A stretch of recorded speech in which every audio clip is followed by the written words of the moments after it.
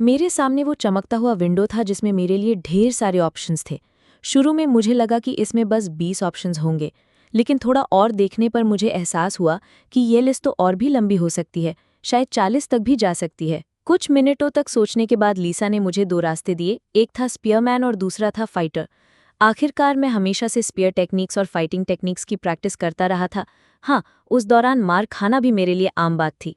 लीसा को लगता था कि मैं बहुत लकी हूँ। आखिरकार किसी एंजल से डायरेक्टली टेक्निक सीखने का मौका हर किसी को नहीं मिलता। उसने मुझे ये भी कहा कि टेंशन लेने की कोई ज़रूरत नहीं है, जब मेरा लेवल और ऊंचा होगा तो मुझे सब प्रोफेशंस चुनने के ढेर सारे मौके मिलेंगे। आखिरकार मैंने मन बना लिया और स्पीयरमैन बनने का फैसला किया। मैंने ये प्रोफेशन इसलिए चुना क्योंकि मुझे लगता था कि इसके साथ मैं हथियार यूज़ कर सकूंगा। चाहे जो हो, एक स्पीयरमैन की डिस्ट्रक्टिव पावर तो फाइटर से कहीं ज़्यादा होती है। लेकिन जब मैंने कन्फर्म बटन दबाया तो विंडो अचानक कुछ अलग तरीके से बदल गई। मैंने फटाफट लीसा को बताया कि एक नया प्रोफेशन सामने आया है जिसका नाम है ब्लड स्पीयरमैन। ये सुनते ही लीसा एकदम शॉक्ड हो गई, क्योंकि जिन प्रोफेशंस के नाम के साथ डिस्क्रिप्टिव प्रीफिक्स होते हैं वो यूनिक प्रोफेशंस होते हैं। ये खासतौर पर हर चुने हुए इंसान के लिए कस्टम मेड होते हैं, जिनमें आम प्रोफेशन से कहीं ज़्यादा पावर होती है। लीसा ने मुझे कहा कि मुझे ब्लड स्पीयरमैन ज़रूर चुनना चाहिए। हालांकि यूनिक प्रोफेशंस को लेवल अप करने के लिए ज़्यादा एक्सपीरियंस चाहिए होता है, लेकिन उनकी वैल्यू भी कहीं ज़्यादा होती है। जैसे ही मैंने कन्फर्म बटन दबाया, मेरे जमा किए हुए एक्सपीरियंस ने मुझे लेवल 18 तक पहुंचा दिया। लेकिन जल्द ही मुझे पता चला कि मैंने भले ही ब्लड स्पीयरमैन चुना था, लेकिन वो ब्लर स्पीयरमैन में बदल गया, जिसमें स्टेल्थ मोड में अटैक पावर 10% बढ़ने का इफेक्ट था। ये शायद मेरे इन्नेट कॉस्मिक लोनर टाइटल की वजह से हुआ, जिसने प्रोफेशन चुनते वक्त बदलाव कर दिया। ये देखकर कि ये वो डोमिनेटिंग ब्लड स्पीयरमैन नहीं था, मुझे तुरंत पछतावा हुआ, लेकिन अब दोबारा चुनने का कोई रास्ता नहीं था। उस वक्त प्रोफेशन कंफर्म करने के बाद मेरे पूरे शरीर में एक नई ताकत का संचार हुआ। मेरा शरीर और भी मजबूत हो गया। लीसा के अंदाजे के मुताबिक मेरी मौजूदा ग्रोथ रेट को देखते हुए शायद मैं सेकंड प्रोफेशन चेंज के दौरान भी डिवाइन पावर हासिल नहीं कर पाऊंगा, और मुझे इस प्रोफेशन चेंज से कोई नया एक्टिव स्किल भी नहीं मिला। लेकिन लीसा की बातों ने मुझे बहुत हद तक रीअश्योर किया। उसने कहा कि अगर मुझे सेकंड प्रोफेशन चेंज में भी स्किल्स नहीं मिले तो विंडो रिकॉर्ड रखेगी। तीसरे प्रोफेशन चेंज तक मुझे ज़रूर पावरफुल स्किल्स मिल जाएंगे। जो कुछ मैंने हासिल किया था उसे डाइजेस्ट करने के बाद लीसा ने मुझे जल्दी से बाहर चलने को कहा। वो मुझे लेकर मॉन्स्टर्स को ख़त्म करने के मिशन पर जाना चाहती थी। मेरे अलावा और भी एजेंट्स थे जो अपने अपने टास्क्स पर काम कर रहे थे, तो मुझे सिर्फ अपने एरिया की जिम्मेदारी लेनी थी। एम्प्रेस भी उन एजेंट्स में से एक थी जो मॉन्स्टर्स को ख़त्म करने का काम कर रही थी।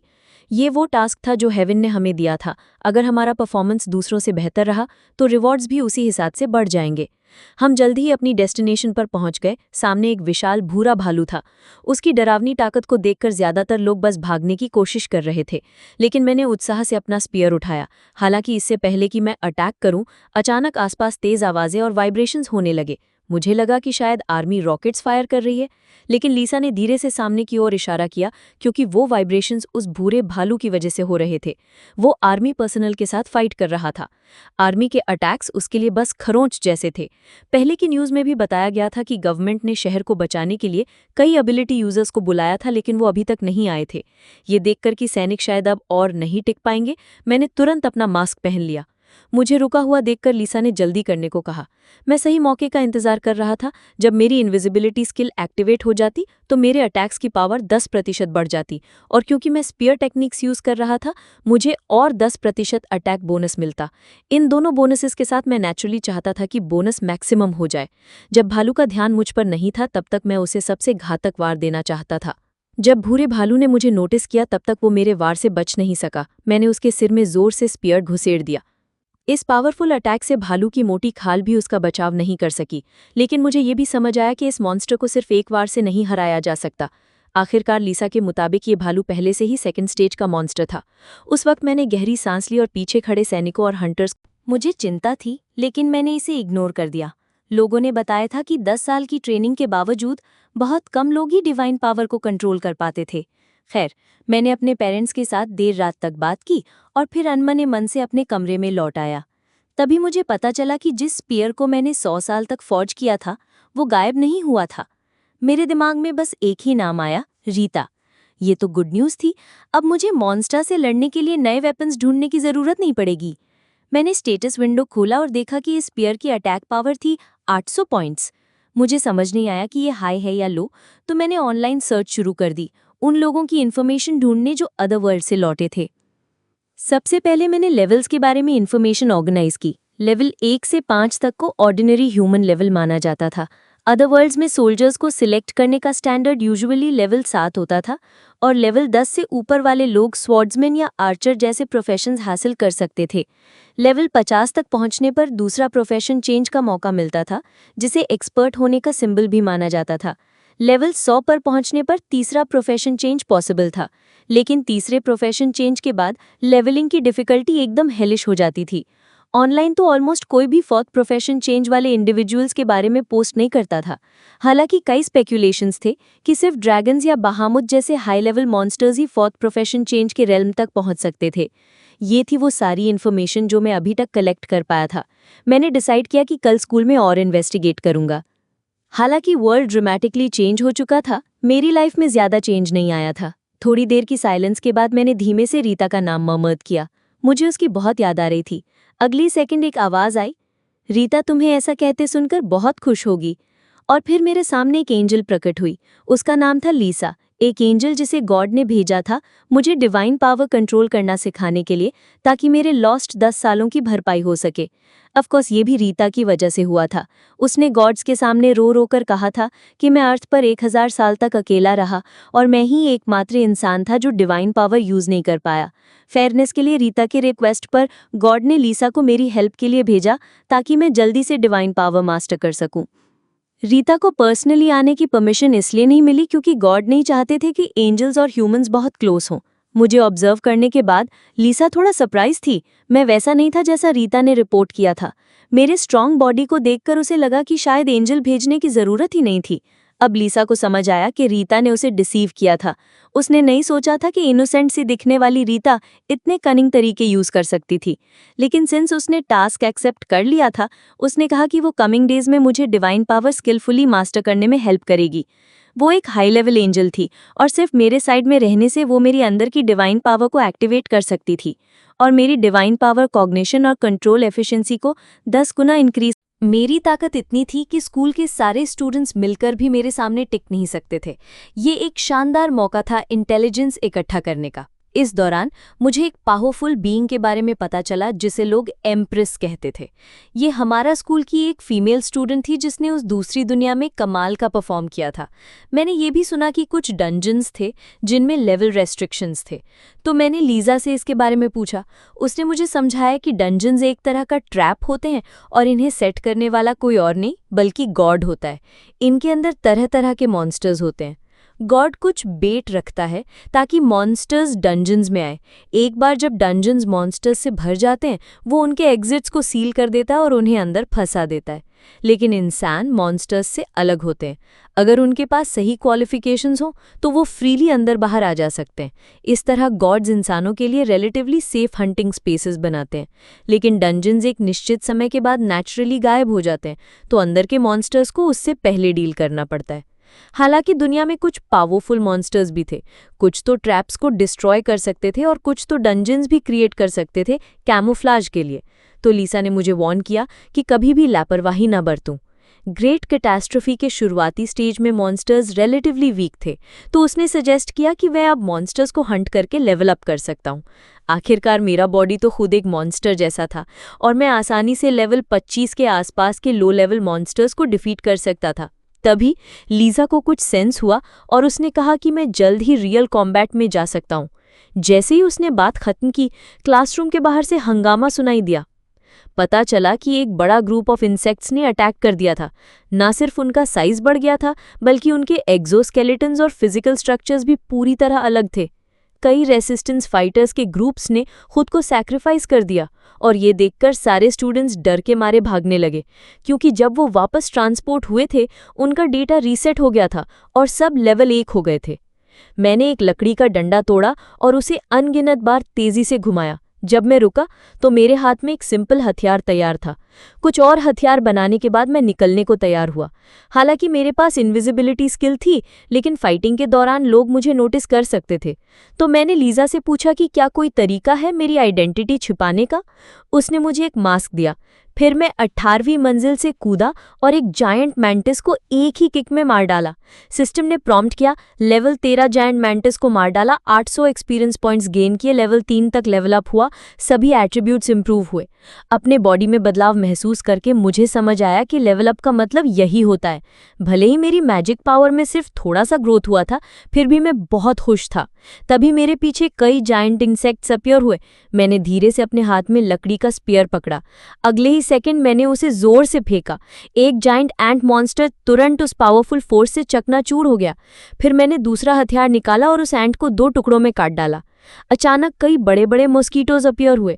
मैंने पहले एक को मार डाला, लेकिन दूसरा मॉस्किटो चुपके से मेरे पीछे आ गया। उसने मुझे जोर से जमीन पर दबा दिया, लेकिन मेरी 1000 साल पुरानी बॉडी को उसकी कमजोर सूंड से क्या चोट पहुंचती। मेरा बॉडी तो इंसानी लिमिट्स को बहुत पहले पार कर चुका था। आखिरी मॉस्किटो को डील करने के बाद एक और मैंटिस मेरे ऊपर अपीयर हुआ। उसने अपने क्लॉज मेरी तरफ स्विंग किए, लेकिन मैंने आसानी से उसे डॉज कर लिया। हालांकि लीजा ने तुरंत मुझे वार्न किया कि ढेर सारे मॉन्स्टर्स रीइंफोर्समेंट के लिए आ गए थे और मैं पूरी तरह घिर चुका था। लेकिन मुझे डर नहीं था। मैंने अपना हथियार उठाया और पागलों की तरह उन मॉन्स्टर्स को मारना शुरू कर दिया। अब मेरा लेवल 6 तक पहुंच गया था। तभी अचानक मुझे गड़गड़ाहट की आवाज सुनाई दी। आसमान से एक बिजली गिरी और एक ही स्ट्राइक में मॉन्स्टर को राख बना दिया। मेरे सामने एक लड़की खड़ी थी जो मास्क पहने हुए थी। उसकी उंगलियों पर बिजली अभी भी धीरे धीरे फ्लो कर रही थी। मैं सोच ही रहा था कि ये मैजिक है कि लीसा ने कहा, डिस्ट्रैक्ट मत हो, जल्दी से बाकी मॉन्स्टर्स को खत्म करो। मैंने ये भी पता लगाया कि आखिर क्यों मॉन्स्टर्स इतने ताकतवर हो गए थे। दरअसल भगवान ने अपनी शक्ति का इस्तेमाल करके समय को रोक दिया था। इससे धरती पर मौजूद हर जीवित प्राणी उनकी शक्ति से प्रभावित हो गया, जिसने उन्हें और ताकतवर और हिंसक बना दिया।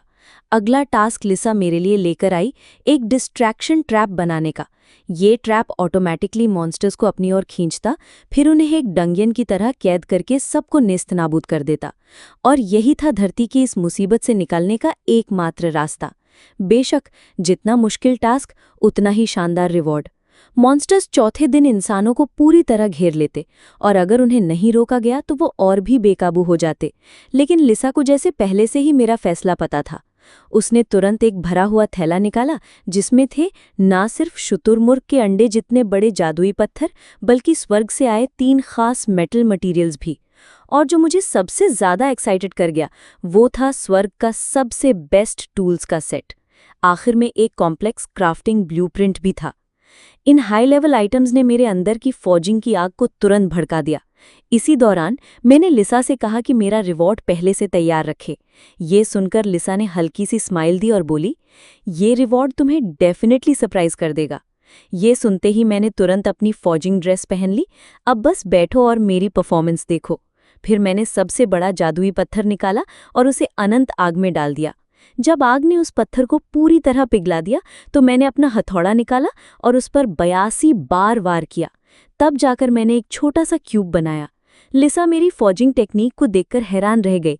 उसने आह भरी और बोली, अगर तुम्हारा क्लास बदलकर ब्लैक स्मिथ कर दिया जाए तो शायद तुम ऐसे हथियार बना सकते हो जो भगवानों को भी चैलेंज कर दे। लेकिन ये तो बस ट्रैप की शुरुआती शेप थी। अब मुझे ब्लूप्रिंट के हिसाब से उस पर खास पैटर्न्स उकेरने थे। मेरी इतनी सीरियसली काम करने को देखकर लिसा अब समझ गई थी कि रीटा, जो कि एक हाई रैंकिंग एंजल थी, आखिर क्यों एक साधारण इंसान के प्यार में पड़ गई थी। कुछ घंटों बाद मैंने अचानक अपनी नक्काशी की छुरी नीचे रख दी। अब मेरे हाथों में एक चमकदार सतह वाला क्यूब था, जिस पर जटिल पैटर्न्स बने थे और वो हवा में तैर रहा था। उसी पल मुझे लेजेंडरी क्रिएटर टाइटल मिला, जिसका इफेक्ट था प्रोडक्शन एफिशिएंसी में 20% की बढ़ोतरी। अपने हाथों में उस डिवाइन पावर क्यूब को देखकर लिसा की आंखों में यकीन नहीं हो रहा था। उसे विश्वास नहीं था कि मैंने इतनी जल्दी इसे पूरा कर लिया। असल में मैंने पूरे 5 घंटे काम किया था। ये सुनकर लिसा को एहसास हुआ कि वो मुझे इतने समय तक काम करते देखती रही थी। क्यूब को अपने हाथों में लेकर लिसा समझ गई कि मैंने इसे परफेक्टली क्राफ्ट किया है। लेकिन मुझे घमंडी होने से रोकने के लिए उसने कहा, ये काम बस बमुश्किल रिक्वायरमेंट्स पास करता है। अब सिर्फ आखिरी स्टेप बाकी था, डिवाइन आर्ट्स का। इसके लिए लिसा को अपने साथियों को बुलाना था। मैं उम्मीद कर रहा था कि शायद रीटा आएगी, लेकिन अगले ही सेकंड दूसरी एंजल्स आ गईं। उन्होंने डिवाइन आर्ट्स को परफॉर्म करने की डिटेल्स डिस्कस की और साथ ही हैरानी जताई कि एक साधारण इंसान ऐसा डिस्ट्रैक्शन ट्रैप बना सकता है। सब कुछ तैयार होने के बाद मैंने एनर्जी स्टोन पकड़ा और तीनों एंजल्स का इंतजार किया, लेकिन उन्होंने कहा, तुम्हें बस डिस्ट्रैक्शन ट्रैप को पूरा करने की मजबूत इच्छा रखनी है, बाकी हम संभाल लेंगे। जल्द ही तीनों एंजल्स ने मेरे कंधों पर अपने हाथ रखे। अगले ही पल हर दिशा से डिवाइन पावर मुझ पर दबाव डालने लगी। ये थी हायर बीइंग्स की ताकत। वो ताकतवर डिवाइन फोर्स मुझे पूरी तरह कुचल देना चाहती थी। मेरी परेशान हालत देखकर लंबे बालों वाली एंजल मुस्कुराई और बोली, इतना भी नहीं झेल सकते? मैंने तुरंत जवाब दिया, ये तो कुछ भी नहीं है। मुझे अब पूरी तरह फोकस करना था और कुछ ऐसा बनाना था जो मॉन्स्टर्स के लिए इतना आकर्षक हो कि 1000 साल तक अकेले रहने वाले जानवर भी उसे रिजेक्ट न कर पाएं। जैसे ही मैंने अपनी इच्छा को पक्का किया, मेरे शरीर से अचानक एनर्जी फट पड़ी। एक चमकदार रोशनी के बाद एक और भी जटिल क्यूब धीरे धीरे सामने आया। उसमें मैंने लिसा से पूछा कि मेरे लिए दूसरा प्रोफेशन क्या हो सकता है। उसने मुझे बताया कि मेरे पास 3 ऑप्शंस हैं, वॉरलॉर्ड, वीपन मास्टर और बर्जरकर। वॉरलॉर्ड तो ऐसा था जो पूरी आर्मी को लीड करता है, लेकिन मुझे ये बिल्कुल पसंद नहीं था। मेरे लिए बॉडी को वेपन की तरह यूज करना जैसे वीपन मास्टर करता है, वो भी कुछ खास नहीं लगा। और बर्जरकर, अरे वो तो बिल्कुल ही अनएक्सेप्टेबल था मेरे लिए। ये वो प्रोफेशन था जो मरने मारने तक लड़ता रहता है और जब तक दुश्मन मरे नहीं, बैटलफील्ड छोड़ता ही नहीं। लिसा के हिसाब से ये तीनों प्रोफेशंस बहुत पावरफुल थे और इन्हें हासिल करना भी आसान नहीं था। इनका एक कॉमन पॉइंट ये था कि ये डिवाइन पावर से ज़्यादा इन्फ्लुएंस नहीं होते थे, लेकिन प्रॉब्लम ये थी कि मुझे इनमें से कोई भी पसंद नहीं आया। तो मैंने लिसा से पूछा कि बाकी बचा हुआ नोविस डेथ गॉड क्या है। ये वो इकलौता प्रोफेशन था जिसके बारे में लिसा को भी ज़्यादा क्लैरिटी नहीं थी। शायद ये भी कोई नया यूनिक प्रोफेशन था। मैं बस यही उम्मीद कर रहा था कि इस बार पिछली बार की तरह अचानक प्रोफेशन चेंज ना हो जाए। चूंकि बाकी प्रोफेशंस मुझे पसंद नहीं थे, मैंने सोचा कि क्यों ना नोविस डेथ गॉड ही सिलेक्ट कर लूं। लिसा को पहले से ही अंदाजा था कि मैं ऐसा ही करूंगा, क्योंकि मुझे अननोन चीज़ें एक्सप्लोर करना सबसे ज़्यादा पसंद है। मैंने कंफर्म बटन प्रेस किया और इस बार कोई सडन प्रोफेशन चेंज नहीं हुआ। लेकिन अब मुझे ये प्रूव करना था कि मैं डेथ गॉड बनने के काबिल हूँ, और इसके लिए जो कंडीशंस थी वो तो एकदम आउटरेजस थी। मुझे सरप्राइज अटैक से 100 सेकंड लेवल मॉन्स्टर्स को एक ही स्ट्राइक में मारना था और एक थर्ड लेवल मॉन्स्टर को भी सरप्राइज अटैक से एक स्ट्राइक में ढेर करना था। ये डिफिकल्टी इतनी हाई थी कि मैं चिल्लाए बिना नहीं रह सका। अब मुझे शक होने लगा था कि क्या मैं सेकंड प्रोफेशन चेंज को सक्सेसफुली कंप्लीट कर भी पाऊंगा।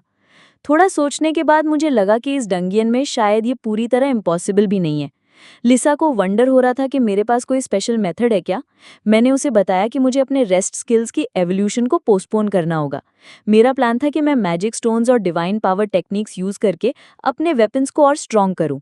थोड़ी देर बाद मैं अभी ये सोच ही रहा था कि मेरे करंट वेपन से 1 स्ट्राइक किल पॉसिबल है या नहीं, तभी पीछे से कुछ आवाज आई। पीछे मुड़कर देखा तो एक विशाल डेजर्ट स्कॉर्पियन था। लेकिन ये तो हाईलैंड्स में नहीं दिखना चाहिए था, और उस स्कॉर्पियन के पंजों में रूना फंसी हुई थी। उसे ऐसे सरप्राइज में कैप्चर हुआ देखकर पेरिटा बहुत हेल्पलेस फील कर रही थी। उसने तो पहले ही सबको बोल रखा था कि सावधान रहो। किंग हाजिन उस डेजर्ट जायंट स्कॉर्पियन का पीछा करते हुए पीछे से आ रहा था। मुझे सिचुएशन समझ नहीं आ रही थी। मैं बहुत क्यूरियस था कि आखिर इतना स्ट्रांग नहीं दिखने वाला अपोनेंट इन्हें कैसे पकड़ ले गया। लिस्सा ने कहा कि शायद इन्हें एम्बुश किया गया होगा। ओरिजिनली मैं इन दोनों के साथ इन्वॉल्व होना नहीं चाहता था, लेकिन अब जब मैं इनसे टकराई गया था तो इग्नोर भी नहीं कर सकता था। जैसे ही मैं एक्शन लेने वाला था, लिसा ने नोटिस किया कि ये वही स्क्यूअर है जो मैं बारबेक्यू के लिए यूज करता हूँ। जैसे ही मैंने मेटल हार्ट आयरन स्क्यूअर फेंका, लिसा को रियलाइज हुआ कि मैं इतना प्रेशियस मेटल बारबेक्यू स्क्यूअर्स बनाने के लिए यूज कर रहा था। और वो स्ट्राइक, उसने स्कॉर्पियन के जाइंट क्लॉ को खोल दिया।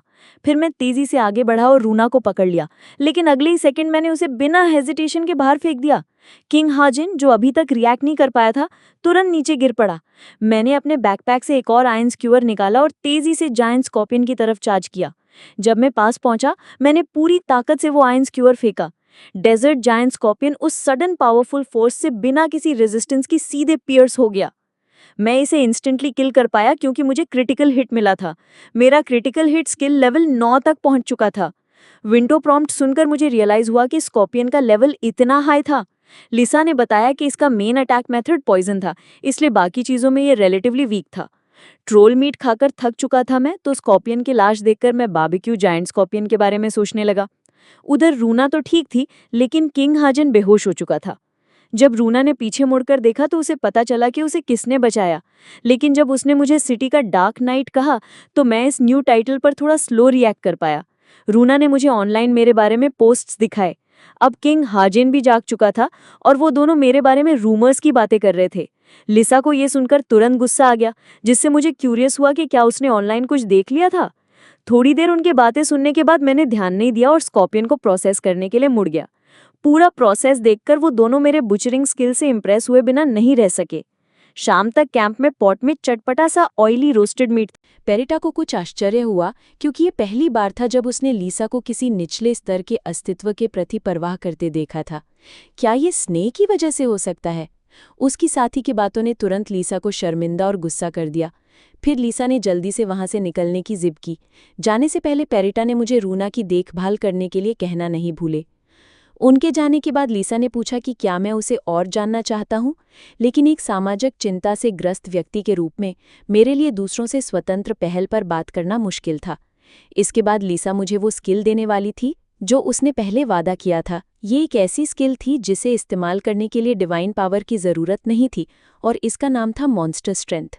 मुझे ये एक मॉन्स्टर स्किल जैसी लगी, और लीसा ने कहा कि ऐसा इसलिए है क्योंकि मैंने लगभग सारी ह्यूमन स्किल्स सीख ली थी। लिजर्ड से निपटने के बाद मैंने हवाई जहाज़ में चढ़कर रवाना होने की तैयारी की। मुझे नहीं पता था कि वो दोनों भी इसी प्लेन में थे। उसने मेरी शक्ल नहीं देखी और कहा, पेरिटा ने साफ साफ कहा था कि वो शख्स भी इसी फ्लाइट में होगा, और ये स्वाभाविक रूप से मैं ही था जो इनविजिबिलिटी का इस्तेमाल करके चुपके से एक कोने में छिपकर उनकी बातें सुन रहा था।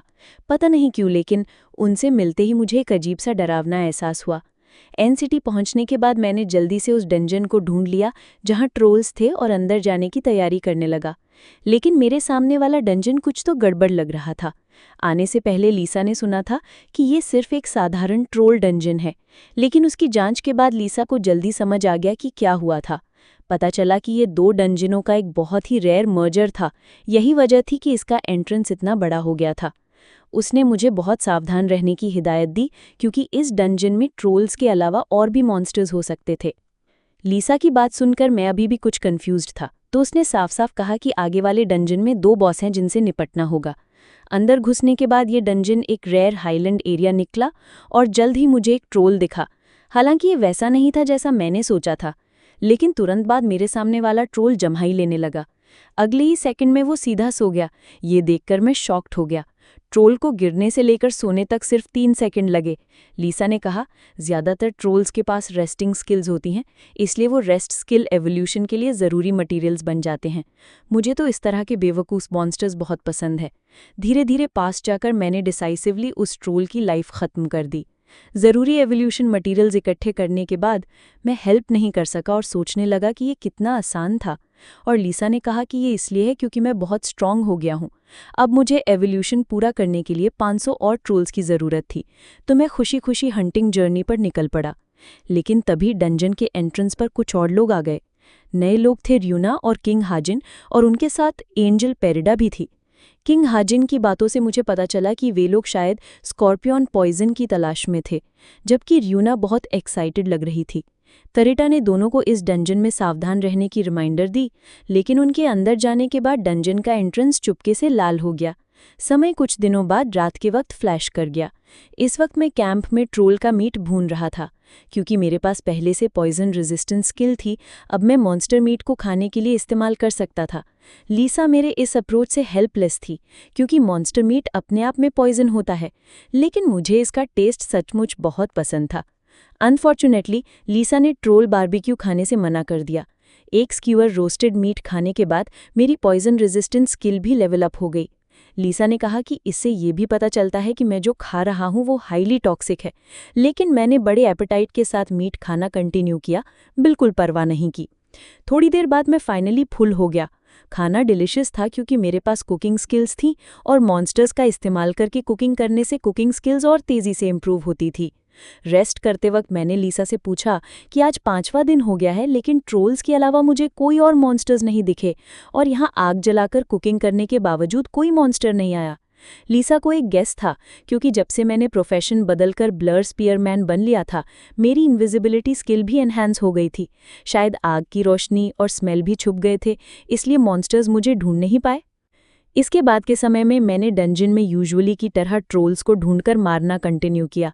इस दौरान मुझे कुछ पावरफुल ट्रोल्स भी मिले, लेकिन